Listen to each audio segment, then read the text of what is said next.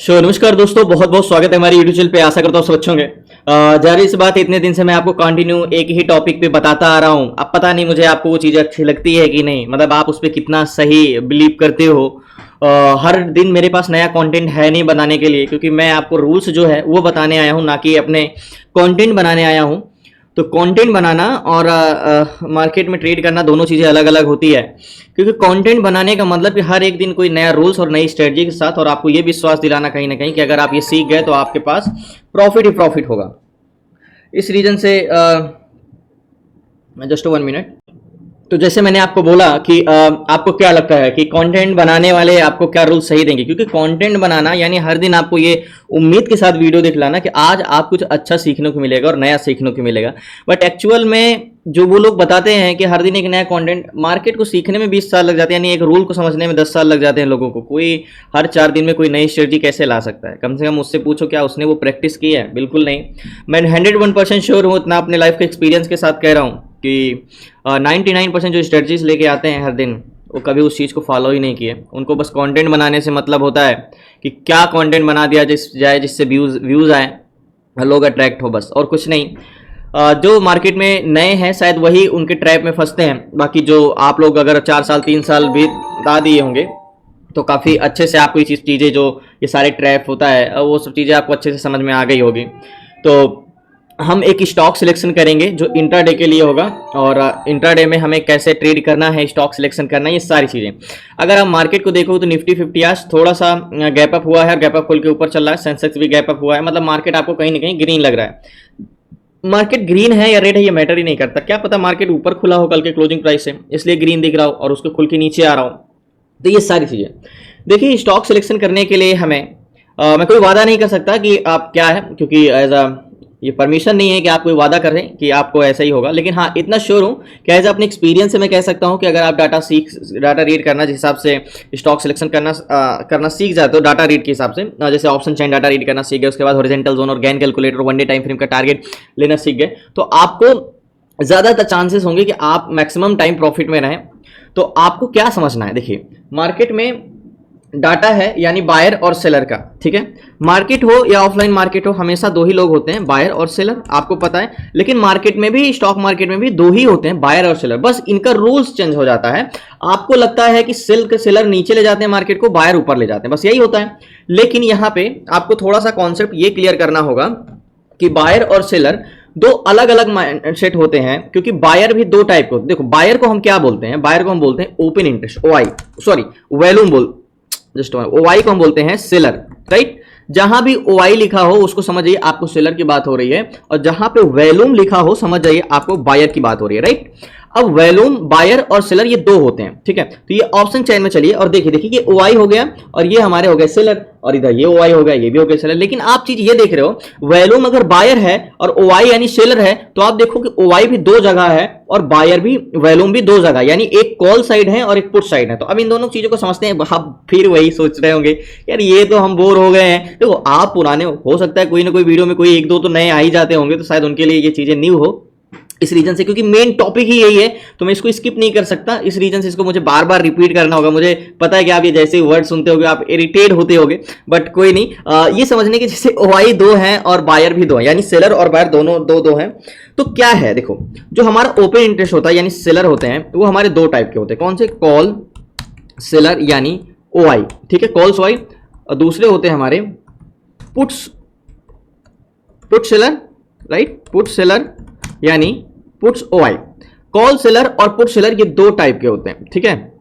Call seller और put seller ये दो टाइप के होते हैं। अब यहीं पे हम सेम चीज देख लेते हैं बायर की, यानी वैल्यूम। और बायर भी हमारे दो टाइप के होते हैं। पहले होते हैं हमारे कॉल बायर और दूसरे होते हैं हमारे पुट बायर। कॉल बायर और पुट बायर, इसे हम ये वैल्यूम लिख दे रहे हैं जिससे आपको समझ में आ जाए, राइट। अब पुट्स बायर यानी वैल्यूम, पुट बायर वैल्यूम वही है, same, call buyer and put buyer, ठीक है। इसको समझ जाइएगा, बायर दो टाइप के होते हैं। अब समझते हैं कि मार्केट में सेलर का क्या कॉन्सेप्ट है। सेलर का बस इतना कॉन्सेप्ट है कि मार्केट को नीचे या ऊपर जाने से रोकने का काम, यानी कोई चीज बढ़ रही है तो उसको रोकना, उसके प्रतिरोधक बनना, उसका रेजिस्टेंस बनना। तो कॉल सेलर और पुट सेलर जो है ये यही काम करते हैं। सेलर ओआई यानी सिर्फ रोकने का काम करते हैं, तो कॉल सेलर जो होते हैं वो मार्केट में क्या क्रिएट करते हैं, रेजिस्टेंस क्रिएट करते हैं, यानी मार्केट को ऊपर जाने से रोकते हैं, राइट। एंड पुट सेलर जो होते हैं वो मार्केट में सपोर्ट क्रिएट करते हैं और मार्केट को क्या करते हैं, नीचे जाने से रोकते हैं। क्या करते हैं, नीचे जाने से रोकते हैं। तो सपोर्ट एंड रेजिस्टेंस जो होता है हमारा, ये यही तैयार करते हैं। यानी कॉल सेलर क्या करते हैं, मार्केट को ऊपर जाने से रोकते हैं। यानी ये जो कॉल साइड का ओआई है, ओआई यानी सेलर, जितने ज्यादा वॉल्यूम होंगे, ये याद रखिए, ओआई होंगे 38 लाख, उतने ज्यादा मार्केट को ऊपर जाने से रोकने वाले होंगे। ठीक है, जैसे यहां पे देखो 31,63,000 पुट्स ओआई है और इधर 38 लाख है, तो यहां पे कॉल सेलर ज्यादा है, पुट सेलर कम है। लास्ट तक बने रहिए।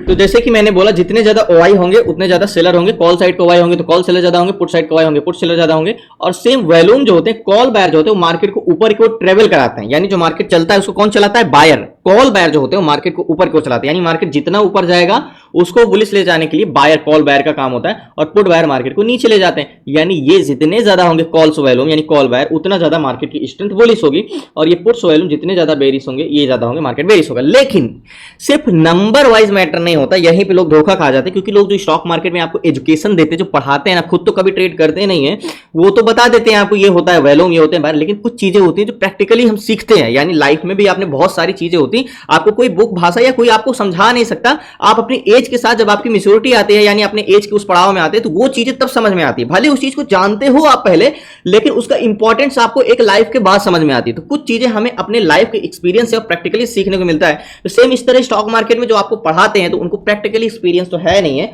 वो बता तो देते हैं कि वॉल्यूम मार्केट को ऊपर ले जाते हैं, सेलर ऊपर ले जाते हैं, बायर नीचे ले जाते हैं, ओआई पीसीआर क्या होता है, सीपीआर क्या होता है, लेकिन वो एक्चुअल में रिएक्ट कैसे करता है और कैसे उसका जो मार्केट में ट्रेड करना होता है, तो उसको क्या क्या चीजें चेंजेस पकड़ना होता है, वो बता ही नहीं पाते, क्योंकि उन्होंने कभी किया ही नहीं है। तो थ्योरिकल नॉलेज तो आप बच्चे को उठा के 6 महीने में वो भी आपको एक्सप्लेन कर देगा स्टॉक मार्केट, और आजकल बहुत सारे कर भी रहे हैं। एक्सप्लेन करना सिर्फ नहीं होता है, प्रैक्टिकली एक्सपीरियंस। स्टॉक मार्केट ना थ्योरिकली कुछ नहीं है, इसमें आप थ्योरिकली समझ सकते हैं बस कि ये काम कैसे करते हैं, बट आपको उसमें काम करना है तो आप बिना प्रैक्टिकली कुछ नहीं कर सकते। अब जैसे मैंने बोला कि वॉल्यूम क्या है, नंबर्स में कॉल्स बायर जितने ज्यादा होंगे मार्केट उतनी ज्यादा स्ट्रेंथ होगी, लेकिन वो तभी स्ट्रेंथ होगी जब कॉन्ट्रैक्ट ग्रीन होगा। मान के चलो क्या है, ध्यान समझिएगा, मार्केट क्या है, मान के चलो एक स्टॉक मार्केट, यानी ये एक बस है, मार्केट क्या है, एक बस है, ठीक है। और बस का एक ही रूल्स है कि जिधर के ज्यादा उसमें पैसेंजर बैठ जाएंगे, मार्केट बस उधर ही जाएगा। तो बायर क्या है, पैसेंजर है। अब मान के चलो 15 पैसेंजर आगे जाने के लिए बैठे हैं और 10 पैसेंजर नीचे जाने के लिए बैठे हैं, तो आप बोलोगे बस किधर जाएगी, बुलिश जाएगी, ठीक है। लेकिन अगर ये अब मैं ये कर दूं, तो अब किधर बस की स्ट्रेंथ है, तो आप देख के लग रहा है कि 15 पैसेंजर तो आगे जाने के लिए बैठे हैं, यानी ये वॉल्यूम जो है 2 करोड़ 10 लाख तो आगे जाने के लिए पैसेंजर है, वॉल्यूम है, लेकिन 2 करोड़ 6 लाख है। लेकिन बेरिश ट्रेड लेंगे कि बुलिश ट्रेड लेंगे, तो ये माइनस में है, यानी, और ये प्लस में, यानी ऑप्शन चैन में आप ये देखो कि कॉन्ट्रैक्ट किस साइड का ग्रीन है। जिस साइड का कॉन्ट्रैक्ट ग्रीन होगा उसी साइड ट्रेड लेंगे, भले अगर वॉल्यूम कंपैरिजन करें तो कम हो, लेकिन कम होगा तो स्ट्रेंथ कम रखेंगे, बस। सेम और भी बहुत सारी चीजें, पीसीआर का हमेशा आपको स्टॉक में पॉजिटिव पीसीआर नहीं मिलेगा, राइट। तो सीपीआर कौन है, बायर है, ये बताना भूल गया मैंने पिछले वीडियो में बहुत बनाया। तो इसी स्टॉक सिलेक्शन अब हमें करना है, और हमें ये 200 प्लस स्टॉक में एक स्टॉक पिक करना जो वन साइडेड और एक तरफा हो। ये पिक करने के लिए मैंने आपको सीट्स प्रोवाइड की है, जो ऑप्शन सीट्स हो गया एंड सेक्टर एनालिसिस हो गया और ओआई लाइनर हो गए, तीनों को हम ओपन कर लेते हैं, राइट। और इनको भी यूज करने का तरीका अलग अलग होता है, मतलब आपको जिस हिसाब से मैंने आपको समझाया है कि आपको सब कुछ मिल जाए थ्योरिकल, लेकिन आपको प्रैक्टिकली नॉलेज ना हो तो आप उसको यूज ही नहीं कर पाओगे, आपको भले दे दिया जाए। मतलब अगर आपके पास माइंड नहीं और आपको पैसा कितने भी दे दिया जाए तो आप उसको फंड को यूटिलाइज ही नहीं कर पाओगे, कुछ साल बाद आप फिर उसी जीरो पे आ जाओगे उसको खर्च करके। तो पैसा कमाने से ज्यादा पैसा रखना इंपॉर्टेंट होता है, क्योंकि आपके पास माइंड होना चाहिए यूटिलाइज करने के लिए। तो बहुत सारे लोग ऐसे होते हैं कि उनके पास पैसा करोड़ों तो आता है, लेकिन कुछ साल बाद वो फिर उसी लेवल में आ जाते हैं जिस लेवल से वो होते हैं, क्योंकि उन्हें यूटिलाइज करने का तरीका ही नहीं पता है। तो आपको कुछ भी प्रोवाइड कर दिया जाए, जब आप उसे एक्चुअल में उसको कैसे यूज करना है वो आप जानोगे ही नहीं, आप समझोगे ही नहीं, तो उसको यूज ही नहीं कर पाओगे, आप उसी लेवल पे आ जाओगे। तो कुछ चीजें मिलने से ज्यादा उसको कैसे हमें यूज करना है ये इंपॉर्टेंट होता है। यही एक कह सकते हो आपका लाइफ एक्सपीरियंस बताते हैं कि आप कितने माइंडेड हो और कितने वो तो अब हमें पता चलता है जैसे सेक्टर एनालिसिस खोलते हैं, जैसे हमने सेक्टर की सीट्स ओपन की। अब सेक्टर की सीट्स ओपन करने पे हमें ये मिल रहा है कि metal sector negative, auto sector, finance sector, pharma sector, fashion, private, consumer, chemical सारे तो नेगेटिव है। ऑयल एंड गैस सिर्फ पॉजिटिव है और रियलिटी सेक्टर पॉजिटिव है बस, और ज्यादातर सेक्टर्स नेगेटिव हैं। अब हमें ऑयल एंड गैस में अगर देखें तो कुछ सेक्टर चल रहे हैं, कुछ स्टॉक। अब यहाँ पे आप जो ऑप्शन सीपीआर, पीसीआर, वॉल्यूम, यहाँ पे किसी भी टाइप कर सकते हैं या परसेंटेज में करिए। देखें ये बताता है कि वॉल्यूम चेकर में 950 के बाद क्या चेंजेस डाटा हुए हैं। पीसीआर, वॉल्यूम चेकर, पीसीआर में देखेंगे तो हम ये, तो हम यहाँ पे नहीं, यहाँ पे तो लास्ट तक बनिए 2 मिनट। सो फाइनली हमें एक सी स्टॉक चूज करना है। अब हम यहाँ पे देखते हैं। तो सबसे पहले हम 2 डे चेंजेस में देखेंगे। 2 डे चेंजेस में क्या है volume checker and 2 day changes.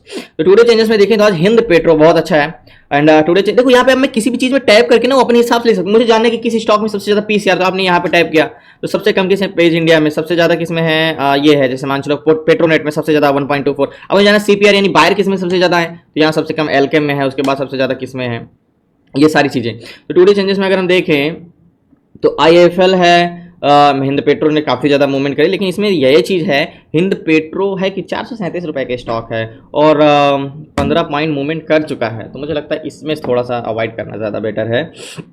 BPCL and एक है हमारा LTF, PCR 1 का है लेकिन CPR 1.17 का है। तो एक बार LTF के ऑप्शन चयन में देखते हैं, सॉरी ऑयल लाइनर में देखते हैं LTF। देखो मुझे, मेरा एम है स्टॉक को ऐसे चूज करना कि अगर मैं जहां से ट्रेड लूं, मतलब अगर मैं यहां से ट्रेड ले रहा हूं तो 70 to 80% चांसेस हो कि वो टारगेट दे। अगर वो बाई चांस मार्केट के दबाव की वजह से वो स्टॉक ऊपर नहीं जा पाता है तो ज्यादा से ज्यादा वो उसी प्राइस पे कंसोलिडेशन करे बस, या तो हम cost to cost last time पे निकलेंगे या तो वो टारगेट देगा, लेकिन हमारी वो अगेंस्ट नहीं जाना चाहिए। मान चलो मैंने यहाँ टारगेट रखा, यहाँ पे ट्रेड लिया और ब्रेक करके वो नीचे चला गया, ऐसा हो ही नहीं सकता, क्योंकि मैं जो ट्रेड लूंगा या तो उसमें बायर स्ट्रेंथ बहुत ज्यादा होगी या तो सेलर स्ट्रेंथ बहुत ज्यादा होगी, इन दोनों में से कोई एक भी रहता, तो एक अगर अगेंस्ट भी होता तो वो मतलब अपने आप को टूटने नहीं देता है। तो LTF राइट, LTF में अब मैंने आपको क्लासेस में इस चीज को बहुत अच्छे समझाया कि ये ट्रैप होता है। देखो ऐसे स्टॉक में हमें ट्रेड बिल्कुल नहीं करना चाहिए, ऐसे स्टॉक में जो इस तरह सडनली वैल्यूम गेन होते हैं, ये सारी चीजें क्या होती है, एक्सपीरियंस ही तो आती है, ये कोई आपको नहीं बता सकता कि यही ऐसे स्टॉक में क्या होता है, ट्रैप होता है। हाँ ये ट्रैपिंग वैल्यूम होता है, सडनली आएगा और उसके बाद धीरे धीरे कंसोलिडेशन करते करते कम चला जाएगा। आप देखो वैल्यूम इतना बढ़ गया तेजी से, आपने ट्रेड लिया बट वो फेक वैल्यूम है। मतलब बहुत सारी चीजें जब आप एक्सपीरियंस से ही सीखते हो, वो कोई नहीं बता सकता आपको। मतलब थ्योरी में सिर्फ ये बताया गया वैल्यूम क्या है, बट ये नहीं बताया गया कि ये इस तरह के फेक वैल्यूम भी होते हैं, तो इस रीजन को बहुत ध्यान समझना पड़ता है। तो सबसे पहले LTF को भी साइड रखते हैं, BPCL, NHBC एंड एक हमारा है IOC 148 रुपये के स्टॉक। सारे स्टॉक 300, 800, 600 ऐसे ही क्यों हैं सारे स्टॉक? वो चाहे उस स्टॉक का चला है ना, oil and gas, Inox mine. आज स्टॉक थोड़ा सा चूज करना, नेशनलम 205 रुपये का स्टॉक है, पॉलिसी बाजार में 1.4 का स्ट्रेंथ है और 0.44 का पीसीआर है। नहीं 35 पॉइंट का सीपीआर, सॉरी LTP चेंजेस है 35 पॉइंट। बिल है, बिल 405, ओबराय रियल्टी नहीं कर सकते, इसमें माइनस में है CPR. 2 point Havells 0.4, 0.6, 1.1, 0.8, Torrent power में 0.72 एफ CPR है।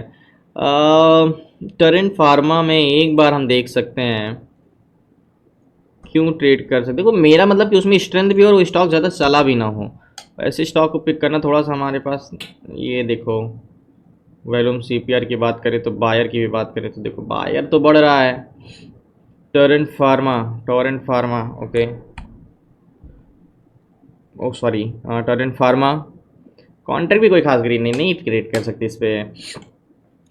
बोला ना कि ट्रेड कर पाना आज थोड़ा सा डिफिकल्ट। हिंद पेट्रो को भी देख लेते हैं, चला ज़रूर है, इतना नहीं चलेगा तो देखेंगे, अगर बहुत ज़्यादा स्ट्रांग होगा तो इसमें रिवर्सल के चांसेस नहीं है। देखो बायर तो अभी भी इसमें भी डिसइंक्रीज होने लगे हैं, पीसीआर भी डिसइंक्रीज होने लगा। मतलब चूज़ करना स्टॉक आज थोड़ा सा डिफिकल्ट है, क्योंकि मेरी आदत पड़ गई बुलिश ट्रेड लेने की ही, और ऐसे स्टॉक में हम ट्रेड कर नहीं सकते जो छोटे छोटे स्टॉक हैं।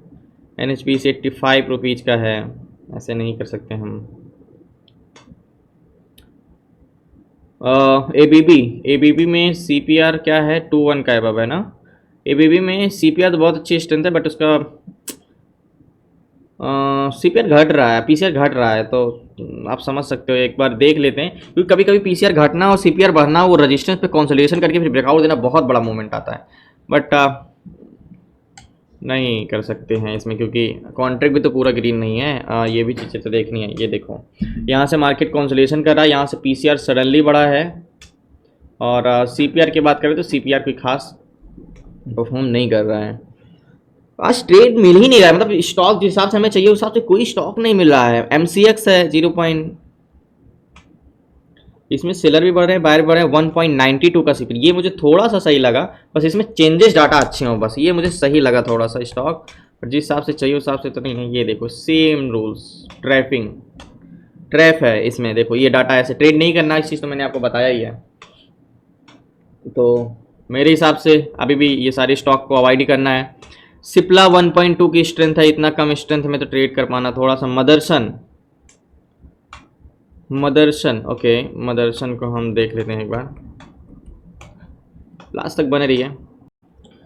सो इसका डाटा ही कुछ है नहीं।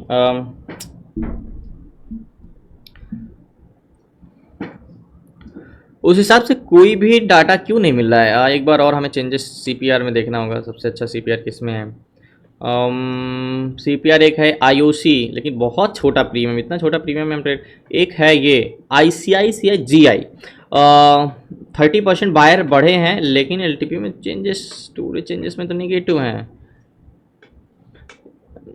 नो, एक बीपीसीएल है 3 एबव स्ट्रेंथ। एक बीपीसीएल मुझे अच्छा लग रहा है, एक बार फिर से देखते हैं बीपीसीएल में।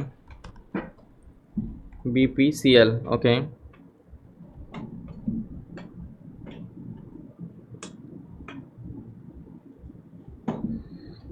बीपीसीएल को एक बार ऑप्शन चैन में भी देख लेते हैं। बीपीसीएल को अगर ये सही मिल गया, क्योंकि इसमें स्ट्रेंथ बहुत अच्छी है, कॉन्ट्रैक्ट भी ग्रीन ही है। 23,000 और 7,000 स्ट्रेंथ आपको यहाँ पे दिख ही रही होगी बीपीसीएल में। ये देखो 0.84 का पीसीआर, यानी अच्छा सपोर्ट भी स्ट्रॉन्ग है। 3 एबव स्ट्रेंथ है, और टुडे चेंज 2.74% चला है, और 21% बायर आज के दिन ऐड हुए हैं, सेलर भी आज के दिन ही ऐड हुए हैं। तो ये है कि यहाँ से बायर थोड़ा सा डिसइंक्रीज जरूर हुए हैं, बट सेलर ठीक ठाक हैं। एक बार बीपीसीएल में है, ये ज़्यादा रिवर्स करके नीचे जाने वाला मैसेज नहीं है।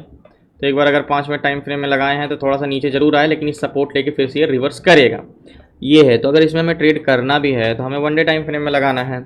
और वनडे टाइम फ्रेम की बात करें अगर, हम ट्रेड कर सकते हैं इसमें, क्योंकि ये देखो ये थोड़ा सा रेजिस्टेंस लेके काफ़ी ऊपर 338 तक जा चुका था, थोड़ा सा नीचे है, लेकिन सपोर्ट लेके फिर से ऊपर जाए, क्योंकि इसमें स्ट्रेंथ बहुत अच्छी है। तो वनडे टाइम फ्रेम में अगर बात करें हम, तो हॉरिजॉन्टल जोन का जो प्राइस है हमारा, क्या ही रखेंगे, तो हॉरिजॉन्टल जोन का जो प्राइस हमारा है वो यही रखेंगे। ये मैंने क्यों चूज़ किया, ये बहुत स्ट्रॉन्ग हॉरिजॉन्टल जोन है। आप 1 कैंडल्स, 2 कैंडल्स, और ये तीसरी कैंडल्स, चौथी कैंडल बहुत स्ट्रॉन्ग, तो मार्केट को इस हॉरिजॉन्टल जोन को नीचे जाना थोड़ा सा पॉसिबल ठीक कम है। तो अब आप बात कर लेते हैं हॉरिजॉन्टल जोन, और इसको हम नेक ले लेते हैं नेक लाइन। मार्केट अगर थोड़ा बहुत नीचे जाएगा भी ना, तो ये 333 तक जा सकता है बस। लेकिन अब हम बात कर लेते हैं गैन कैलकुलेटर की। तो गैन कैलकुलेटर हम ओपन करेंगे,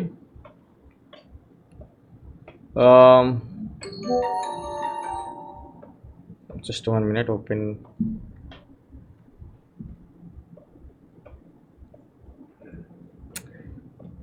गैन कैलकुलेटर में कुछ वेबसाइट में प्रॉब्लम से लग रहा है ओपन,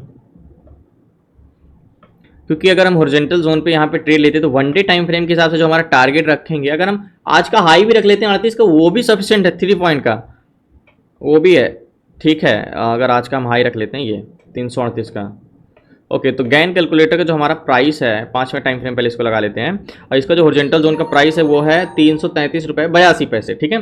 तो 333 रुपये 82 पैसे, 333.82 कैलकुलेट करेंगे। तो गैन का कहना है कि भैया 337 पे जाएगा तो अब बाई करके 342 का टारगेट लेना। ये लो, ये तो जहां का टारगेट दिया 337 का, मतलब 337 पे जाएगा तो 342 का टारगेट लेना। तो 42 तक तो गया नहीं, मतलब गैन कैलकुलेटर के हिसाब से तो और अच्छा है। अभी हमारा टारगेट ही नहीं दिया, मतलब एंट्री। गैन का कहना है कि 337 पे जाएगा तो यहाँ पे आप बाई करना, और मार्केट यहाँ पे तो जा चुका है, अब बोल रहा है कि यहाँ पे जाएगा तो 342 का टारगेट देगा। तो बट टारगेट तो अभी दिया नहीं, हम इस पर ट्रेड लेंगे, क्योंकि इस पर ट्रेड देखो आज रीजन क्या है, आज मैं उतना तो नहीं कह सकता बहुत अच्छा स्टॉक हमने चूज किया है, नहीं, बट आज स्टॉक मिल रहे हैं, उसके हिसाब से ये है कि चलो ये ज़्यादा से ज़्यादा इसको टेस्ट करने जाएगा, नहीं तो रिवर्स करके ऊपर जाएगा, लेकिन कॉन्सोलेशन नहीं करेगा, तो हमारा टारगेट देने के चांसेस हैं। तो मैं इस पर ट्रेड लेता हूँ लास्ट तक। सो फाइनली मैंने 750 क्वांटिटी बाय किया। 750 क्वांटिटी सुनने में थोड़ा सा लग रहा है मात्र 50,000 में, क्योंकि बहुत छोटा प्रीमियम, और इंटरडे में जाओगे तो 350 का 5x कम कर दोगे तो कितना ही बचेगा। तो 750 क्वांटिटी 50,200 रुपये के आसपास मैंने बाय किया है, और 750 क्वांटिटी का है, थोड़ा बहुत नीचे आ जा सकता है। 34 है, और हमारा जो टारगेट रखेंगे हम ये 4 पॉइंट बहुत है, ये ही टारगेट रखेंगे 38। मैं तो कहता हूँ गैन का जो बाइंग जोन है 37 का, यही रखते हैं, नहीं 38 का रख लेते हैं, 38 का ठीक है, ये रख लेते हैं ओके। और इसको थोड़ा बहुत टेस्ट करने आ सकता है, तो मैंने ट्रेड ले लिया है 750 क्वांटिटी BPCL में। 50,200 रुपीज़ का फंड लगा है, और 700 क्वांटिटी सुनने में थोड़ा सा बहुत बड़ा लग रहा है, लेकिन वो छोटा प्रीमियम है, इस रीजन से ज़्यादा क्वांटिटी आ गई छोटे फंड्स में, क्योंकि मैं फंड के अनुसार चलता हूँ। एक मिनिमम 40 और मैक्सिमम 60, इस दोनों के बीच का फंड यूज करते हैं इंट्राडे के लिए। तो वेट करते हैं लास्ट तक बने रहिए। गैन कैलकुलेटर के तो 42 का टारगेट, 42 तक नहीं रुक सकते, क्योंकि हमने 38 पे तो एंट्री की नहीं है, हमने नीचे की है, तो हमने 38 पे निकल जाना। तो 35 3 पॉइंट भी मिल जाता है तो बहुत है। तो wait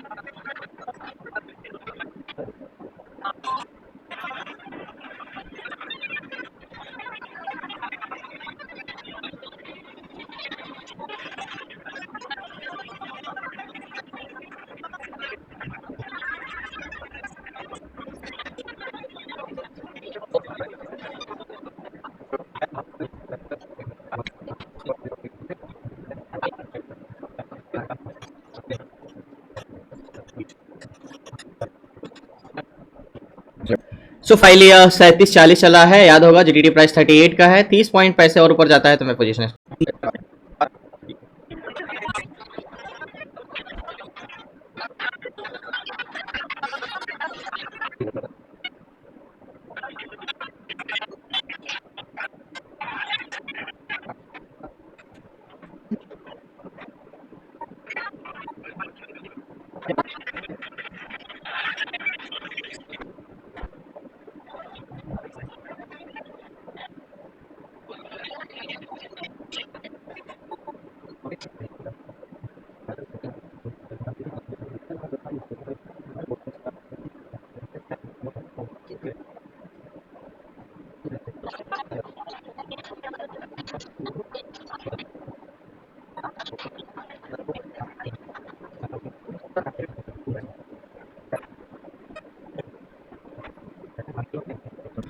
so finally target hit होने वाला है। अभी 2:09 है, और पोजीशन में स्क्वायर ऑफ करना है मुझे। एंड पिछले बार टारगेट से मात्र 15 पैसे नीचे आ गया था, तो हम पोजीशन स्क्वायर ऑफ नहीं कर पाए थे, तो ये रिस्क मैं दोबारा नहीं लेना चाहता। जो मिल रहा है ठीक है, लेकिन इतना मार्केट आज स्टॉक में ट्रेड करना बहुत डिफिकल्ट था, बट हमने पोजीशन मेरा बनाया और टारगेट हिट करने वाला। सबसे पहले पोजीशन स्क्वायर ऑफ करता हूँ, लास्ट तक जरूर बने रहिए। सो फाइनली पोजीशन मैंने स्क्वायर ऑफ कर दिया। सेलिंग प्राइस हमारी एक्जैक्टली 37 रुपए 76 पैसे के पास हुई, जो कि 85 पैसे चल रहा है। जब आप मार्केट प्राइस में सेल करने जाओगे तो वो थोड़ा सा नीचे ही बिकता है, और जितना उम्मीद थी, जितना एक्सपेक्टेशन थी, वो तो नहीं मिला। बट कॉस्ट टू कॉस्ट भी नहीं रहे, टारगेट अच्छा मिला, क्वांटिटी बड़ी थी, और मात्र बचा ही कितना, टारगेट हिट ही कर गया। मैं ये नहीं कहता कि टारगेट हिट नहीं करेगा, बट समय ज्यादा तो है नहीं, 3 बजे तक में वैसे ही पोजीशन स्क्वायर ऑफ करना पड़ेगा, और कॉन्सोलेशन करने मतलब फिर से नीचे आ जाए। अब एक चीज आप नोटिस करो, मैंने जो हॉरिजॉन्टल जोन खींचा था कितना परफेक्टली ड्रॉ किया था, और मैंने एक चीज बोला था कि टेस्ट कर, हमने जब लिया था तो यहाँ पे था मार्केट, और मैंने बोला था हो सकता है रीटेस्ट करने इस जोन पे आए, और वहां पे ही रीटेस्ट करने आया, और ये फिर टारगेट दिया। तो ये एक थ्योरिकल नॉलेज से नहीं, ये ऐसा है कि प्रैक्टिकल नॉलेज से आप सीखते हो। तो धन्यवाद आपका, शुक्रिया लास्ट तक बने रहने के लिए। प्लीज आपसे रिक्वेस्ट है चैनल को सब्सक्राइब कर लीजिएगा। लास्ट में आपसे जरूर मिलता हूं, क्लास तक जरूर बने रहिएगा। धन्यवाद। सो फाइनली याद होगा आपको कि जो हमने ट्रेड लिया था टारगेट से पहले थोड़ा सा मैंने पोजीशन स्क्वायर ऑफ कर दिया था, लेकिन उसने टारगेट जो दिया वो परफेक्टली दिया, यानी जो प्रीवियस हमारा हाई था वहीं तक टारगेट गया, मार्केट गया टारगेट तक, और उसके बाद वो कंसोलिडेशन कर रहा है। ठीक है, इतने पैसे के लिए क्या, अभी अगर वहाँ पे मैंने पोजीशन स्क्वायर ऑफ नहीं करता तो फिर अभी तक फिर वेट करना पड़ता, तो 10-20 पैसे 40 पैसे के लिए पोजीशन मैंने होल्ड नहीं किया, स्क्वायर ऑफ कर दिया। तो धन्यवाद आपका, शुक्रिया लास्ट तक बने रहने के लिए। आपको सीखना है A to Z सारी चीज़ें स्टॉक मार्केट से रिलेटेड, तो डिस्क्रिप्शन में नंबर आपसे व्हाट्सअप करके जुड़ सकते हैं 6 मंथ की क्लासेस में, जिसमें हम stock, intraday stock, SIP, ETF, SIP, option selling, option buying, stock fundamental A to Z सारी चीज़ें सीखेंगे। धन्यवाद आपका, शुक्रिया।